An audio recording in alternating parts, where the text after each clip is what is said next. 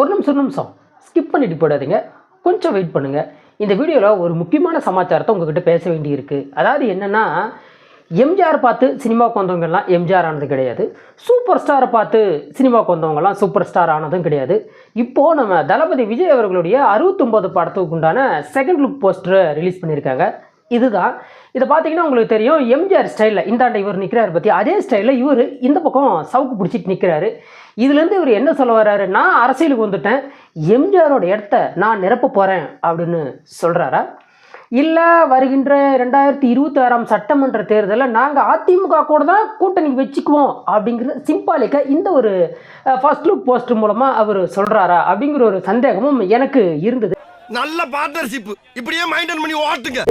என்னதான் தளபதி விஜய் அவர்கள் அப்பாவுடைய பேரில் சினிமாவுக்கு வந்திருந்தாலுமே தன்னோட சொந்த உழைப்பில் தான் இன்னைக்கு உச்சபட்ச நட்சத்திரமாக இருக்காரு.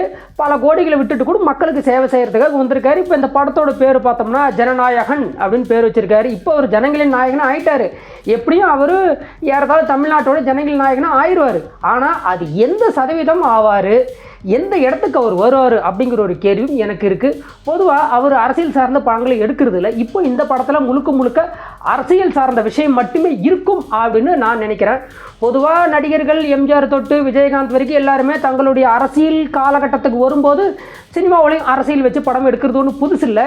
இதுக்கு முன்னாடி இவர் அரசியல் சார்ந்த ஒரு படம் எடுக்கும்போது அதில் பல எதிர்ப்புகள் இருந்தது. அந்த எதிர்ப்புகளுக்கு காரணம் யார் அப்படின்னு உங்களுக்கும் தெரியும்.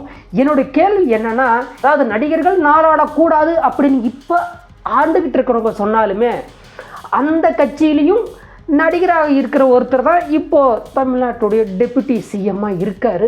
ஸோ அவரே அப்படி இருக்கும்போது இவர் தமிழ்நாட்டோட சிஎம் ஆயிடுவாரா அப்படிங்கிற ஒரு சந்தேகம் எனக்குள்ளே இருக்குது. நீங்கள் சொல்லுங்களேன். கண்டிப்பாக தளபதி 2026 தேர்தலில் சிஎம்மாக ஆவாரா, இல்லை இந்த போஸ்டரில் இருக்கிற மாதிரி நாங்கள் அதிமுக கூட தான் கூட்டணிக்கு வச்சுக்கோன்னு சிம்பாலிக்காக சொல்லி அதிமுக கூட கூட்டணி வச்சுக்க போகிறாரா? அது மட்டும் இல்லாமல் இதுதான் கடைசி படம் சொல்கிறாரு. 70வது படத்திலும் நடிக்கிறதுக்கு உண்டான கமிட்மெண்ட் எல்லாம் போயிட்டு இருக்கிறதா சொல்லிட்டு இருக்காங்களே, அதை பற்றி நீங்கள் என்ன நினைக்கிறீங்க? அரசியல்ல இதெல்லாம் சாதாரணமாப்பா. யார் நாடாள வந்தாலுமே நாட்டு மக்கள் தங்களை தாங்களே தான் பார்த்துக்க வேண்டி இருக்கே தவிர, நாடாள வந்தவங்களால மக்கள் பெருசாக வாழ்ந்ததா இது வரைக்கும் சரித்திரம் இல்லை. இவராது வாழ வைப்பாரா? அப்படியே அதையும் கொஞ்சம் சொல்லிட்டு போங்க. இதுதான் மனசில் இருந்த குமுறல். இந்த போஸ்டரை பார்த்தோன்னே சொல்லணும் கேட்கணும்னு தோணுச்சு.